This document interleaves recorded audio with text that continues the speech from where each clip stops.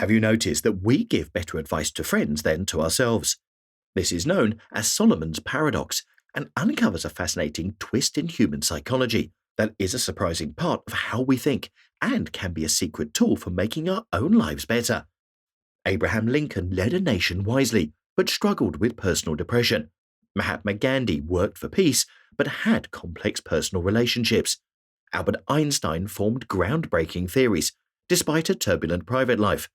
Winston Churchill was a brilliant wartime leader but struggled with his personal finances. This is Solomon's Paradox in action, which refers to the phenomenon where people are better at solving other people's problems than their own.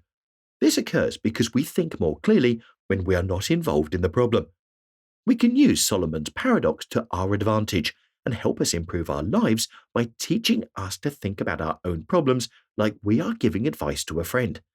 This means trying to see our problems from outside, like a person who is not involved. This way, we can make better decisions for ourselves, just like we do for others. Ever wondered why we instantly like someone based on one trait? This is called the halo effect, a phenomenon that affects our judgment without us even realizing. Think about Cleopatra, the last pharaoh of Egypt. Known for her stunning beauty and charm, these traits cast a halo that influenced how people perceived her intelligence, leadership, and political skill. It shaped her legacy and helped to navigate her reign in a male-dominated era. The halo effect is a cognitive bias, where our overall impression of someone influences how we feel and think about their character. Essentially, if we see someone as good-looking, we're more likely to attribute positive qualities to them, like intelligence or kindness, without solid evidence. Understanding this can transform our interactions and decision-making. For instance, when we're making new friends or choosing project team members, realizing the halo effect can encourage us to look beyond first impressions and discover more about people's real abilities and personalities. By recognizing the halo effect in our daily lives, it can teach us to look deeper and appreciate people for who they really are, not just for the first good thing we see. Ever wondered why small things can sometimes feel like the end of the world? This phenomenon, known as the focusing illusion, reveals why. During World War II, soldiers on the front line reported feeling happier on battle days than on days off. Why? Because their focus was solely on survival, making every other concern fade away. The focusing illusion is a cognitive bias that makes us think whatever we're focusing on at the moment is the most important thing in our lives. It's the idea that nothing in life is as important as you think it is while you are thinking about it. Understanding this illusion can help us a lot. For instance, next time you're stressed about a work deadline, by shifting your focus to the bigger picture, you can reduce anxiety and gain a more balanced perspective. So, next time you're sweating the small stuff, ask yourself, is it really as big of a deal as I think, or is it just the focusing illusion at play? Learn to shift your focus and improve your life, one thought at a time. The Streetlight Effect is a phenomenon that reveals a curious aspect of human nature that will change how you approach problems in your life. Did you hear about the drunkard searching for his lost keys under a streetlight? Not because that's where he dropped them, but because that's where the light is. This funny anecdote highlights our tendency to search for solutions where it's easiest, rather than where the answer truly lies. The Streetlight Effect is a cognitive bias that causes people to only consider the information that's easiest to find, often overlooking valuable data that requires more effort to obtain. This bias can limit our problem-solving abilities and decision-making processes, leading us down a path of least resistance rather than effective resolution. Understanding this concept can dramatically shift your perspective. For example, if you're struggling with a personal goal, consider whether you're looking for solutions in the most obvious places, simply because they're easy to reach. Maybe the real answer lies in a direction you've yet to explore. By understanding the Streetlight Effect, we learn to look further than the easy spots, finding better answers in unexpected places. Have you ever clung to a belief, even when evidence suggested you might be wrong? This stubbornness is often a result of belief bias, a hidden force shaping our judgments and decisions. Charles Darwin introduced his theory of evolution in the 19th century. Despite overwhelming evidence, Society largely dismissed his ideas because they conflicted with established beliefs. Belief bias occurs when our evaluation of the logical strength of an argument is influenced more by our pre-existing beliefs than by the actual evidence. It's why we might ignore compelling data if it contradicts what we hold true, or why we might accept weaker arguments that support our views. This happens because what we already believe feels comfortable and safe, making it hard to accept new or different ideas. Recognizing belief bias can alter our approach to decision-making. When encountering a new idea that challenges our worldview, instead of instantly dismissing it, take a moment to critically assess the evidence. This shift towards evidence-based thinking can enhance our ability to make informed decisions, promoting a more open-minded and rational approach to life's challenges. Ever wondered why, despite having more freedom and choices than ever before, we often feel less satisfied? Welcome to the Tocqueville Paradox. In the 1830s, Alexis de Tocqueville travelled to America to understand why its democracy was so successful. He discovered something profound. As people gained more rights and equality, their expectations increased, making them feel more entitled and less content. So, what exactly is the Tocqueville Paradox? It's the phenomenon where increased freedom and equality lead to greater dissatisfaction among people. Why? Because as our choices expand, so does our awareness of what we don't have, fueling a perpetual sense of longing and disappointment.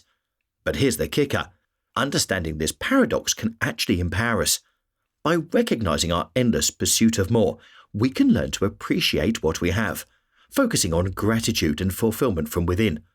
Imagine applying this to your daily life, choosing to value the present moment and the freedoms you do enjoy, rather than what's missing. That shift in perspective can transform your sense of satisfaction and happiness. Ever felt overwhelmed by a mountain of tasks, ending up procrastinating even the smallest ones? The key to breaking this cycle is called the 2-minute rule, a strategy that can transform the way you tackle your to-do list. Consider the famous artist Pablo Picasso, who could sketch a masterpiece in minutes. Picasso's ability to start and complete a piece swiftly illustrates the essence of the 2-minute rule, the power of beginning.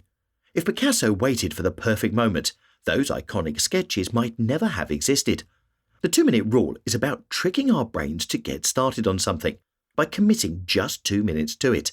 If a task takes less than 2 minutes to do, you should do it immediately. This rule leverages the psychology of task initiation. Starting is often the hardest part, and by reducing tasks into 2-minute chunks, we make them less daunting. Applying this rule could be as simple as sending that email you've been postponing or organizing your desk. Once you start, you're likely to keep going, turning a small action into significant productivity.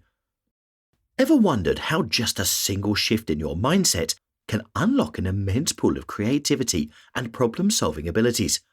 Welcome to the Curiosity Zone, a concept that can revolutionize the way you think and act. Picture this: Leonardo da Vinci, in the Renaissance era, not just as an artist, but a visionary inventor. His secret? He lived in the Curiosity Zone. The Curiosity Zone is essentially a mental state where curiosity, rather than fear or bias, drives your thinking and learning. It's about asking why and what if relentlessly, allowing you to explore possibilities without the constraints of conventional thinking. Now, imagine applying this in your daily life. Instead of accepting things at face value, you question and explore, leading to innovative solutions and deeper understandings. For instance, facing a challenge at work, instead of going with the first solution that comes to mind, you dive deeper, asking questions, exploring different angles. This not only leads to a more effective solution, but also enhances your critical thinking skills, creativity, and ability to tackle future challenges. Ever wondered why 20% of your efforts actually yield 80% of your results? This phenomenon, known as the Pareto Principle, is the key to transforming your productivity and focus. In the late 1800s, economist Vilfredo Pareto made an intriguing observation. 20% of the pea pods in his garden produced 80% of the peas. Intrigued, he applied this observation to wealth distribution in Italy and discovered a similar pattern. Roughly 20% of the population controlled about 80% of the land. This principle, now named after Pareto, has been found to apply in various areas of life and business. It states that a minority of causes, inputs, or efforts often lead to a majority of the results, rewards, or outcomes. Applying this to self-improvement, consider focusing on the 20% of habits or activities that will give you the most significant benefits. For instance, if you're trying to improve your health, identifying and concentrating on key exercises and dietary changes can yield most of the benefits. By embracing the Pareto Principle, you're not just working harder, you're working smarter, optimizing your efforts for maximum impact. Imagine the possibilities when you apply this to all areas of your life. Here's why admitting "I don't know" could be your greatest strength. This isn't just about being humble. It's about a powerful concept called epistemic humility. Consider Socrates, who famously declared his wisdom came from knowing he knew nothing. This wasn't defeat. It was the beginning of true understanding. Epistemic humility is the understanding that our knowledge has limits and being open to new evidence or arguments. It doesn't show weakness. It demonstrates strength and flexibility of thought. Adopting this mindset can revolutionize the way you approach problems and interact with others. It's about embracing the unknown, asking questions, and being open to new perspectives. Imagine tackling a complex challenge at work. Instead of charging ahead with assumed knowledge, you pause, consider what you don't know, and seek out new information. This approach not only leads to better solutions, but also fosters a culture of continuous learning and growth. Epistemic humility isn't just about knowledge. It encourages a mindset that's curious, open, and unafraid of the unknown. It's how we grow, learn, and ultimately, how we improve ourselves. Ever felt stuck, waiting for motivation to strike? This is where the "do something" principle comes in, a game changer in overcoming procrastination. Consider Thomas Edison, who didn't wait for inspiration but actively pursued his experiments, despite facing countless failures and setbacks. He never waited for the perfect idea to strike. Instead, Edison embraced the "do something" principle. He continuously experimented, learned from each failure, and kept moving forward. This relentless pursuit led to revolutionary inventions like the light bulb. The "do something" principle is a simple yet powerful concept. Action precedes motivation. Taking any small step towards your goal then fuels further action and motivation. Let's apply this to self-improvement. Imagine you've been putting off exercise. According to the "do something" principle, you don't wait until you feel like working out. You just start with something small, like a 5-minute walk. This small action can lead to more significant efforts, transforming your fitness journey and, by extension, your life. What small step will you take today to propel yourself forward? Have you ever found yourself thinking, "I've been unlucky so many times in a row, so I'm due for some good luck soon"? This belief is known as the gambler's fallacy, and overcoming it will change your approach to risk and decision-making. In 1913, at the Monte Carlo casino, something extraordinary happened. The roulette wheel landed on black 26 times in a row. Gamblers lost millions betting against black, convinced that a red was due next. The gambler's fallacy is a psychological trap, where we mistakenly believe that if something happens more frequently than normal during a given period, it will happen less frequently in the future, or vice versa. Understanding this teaches us how our perceptions can cloud judgment. If you faced repeated failures in personal goals, you might think you're due for a win. Instead, analyze why past attempts didn't work and adjust accordingly, rather than relying on luck to change your fortunes. Each decision should be made on its own merits, not influenced by previous unrelated events. By overcoming the gambler's fallacy, you can make more rational decisions and increase your chances of success in all areas of life. Ever puzzled over a tough decision because of unknown outcomes? This is the Ellsberg Paradox. Understanding it can transform the way you make decisions. In the 1960s, economist Daniel Ellsberg uncovered a curious pattern. He showed that people fear the unknown, affecting decision-making. He demonstrated how people prefer options with known probabilities over those with unknown probabilities, even when the odds of success are the same. Why? The fear of the unknown often outweighs rational judgment. The Ellsberg Paradox is a phenomenon where individuals avoid uncertainty due to the lack of information, leading to decision-making that isn't always in their best interest. But embracing uncertainty can empower you. By acknowledging the unknowns and focusing on what you can control, you can make more informed and confident decisions. For instance, an entrepreneur might face uncertain market conditions, but can still succeed by focusing on product quality and customer service, leveraging the Ellsberg Paradox to their advantage. Understanding the Ellsberg Paradox teaches us to navigate life's uncertainties with confidence, making smarter, strategic choices. Let it inspire you to face the unknown, turning fear into your strongest decision-making tool. Ever aimed for a goal and lost track of why? This phenomenon, known as Goodhart's law, reveals a twist in how we pursue success and improvement. It shows how targets can mislead us. Back in the 20th century, the Soviet Union aimed to increase nail production. They set targets based on quantity. The factories then produced millions of tiny, useless nails. When the target changed to weight, they made huge, impractical nails. Neither approach met the actual need for varied sizes of functional nails. Goodhart's law states that when a measure becomes a target, it's no longer a good measure, because we then start to game the system, focusing on hitting numbers rather than achieving real progress or quality. By focusing on numbers, we forget true goals. How can this benefit us? Don't just count hours studied or books read. Aim for understanding and applying what you learn. By choosing meaningful goals over mere numbers, we achieve real growth. Goodhart's law reminds us it's not about how much we do, but the value it brings.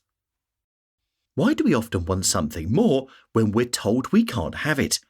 This is not just stubbornness, it's a psychological phenomenon known as reactance theory. Take the story of Steve Jobs. When he was kicked out of Apple, the company he co-founded, instead of retreating, Jobs used this setback as a catalyst.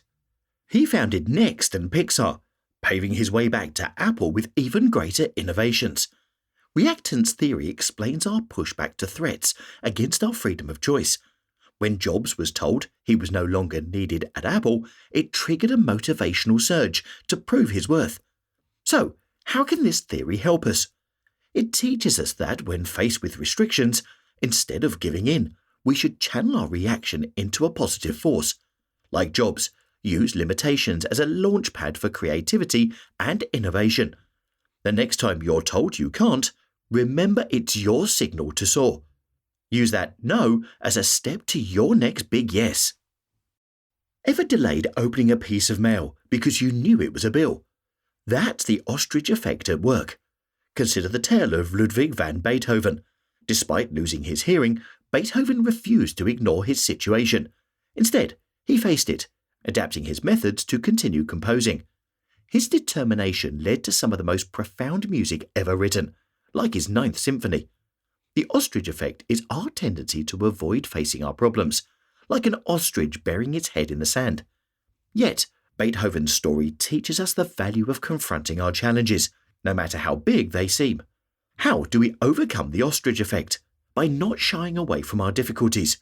Ignoring problems doesn't make them disappear. Acknowledging and tackling our issues head-on can lead to breakthroughs and achievements. Let Beethoven's courage inspire you. Next time you're tempted to avoid a challenge, remember that facing it could be your step towards creating your masterpiece. It's time to face your fears and turn them into your strengths. Why do we often argue over things like the font in a report more than its content? This preference for trivial over complex issues is known as the law of triviality. Picture the British Navy building a nuclear submarine.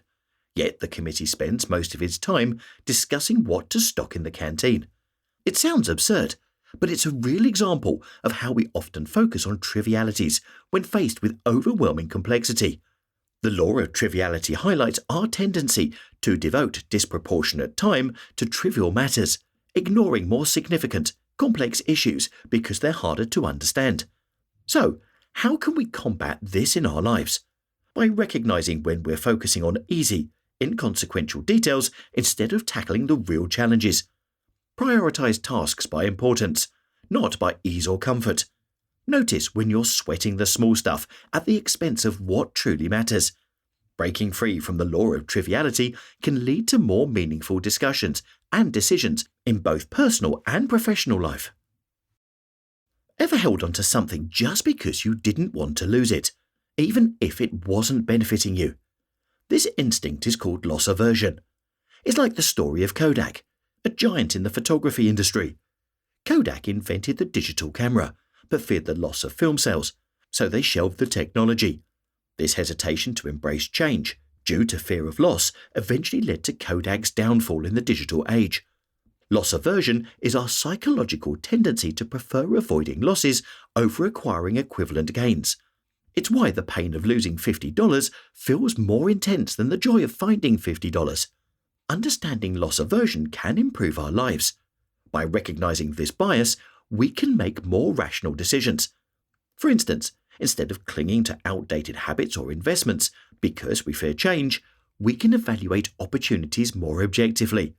Whether it's a job, relationship, or outdated belief, ask yourself, am I holding on because of value, or just fear of loss? Start challenging your fear of loss today. Ever felt like you're not as competent as others think? You're not alone. This feeling is known as Imposter Syndrome. Consider Albert Einstein.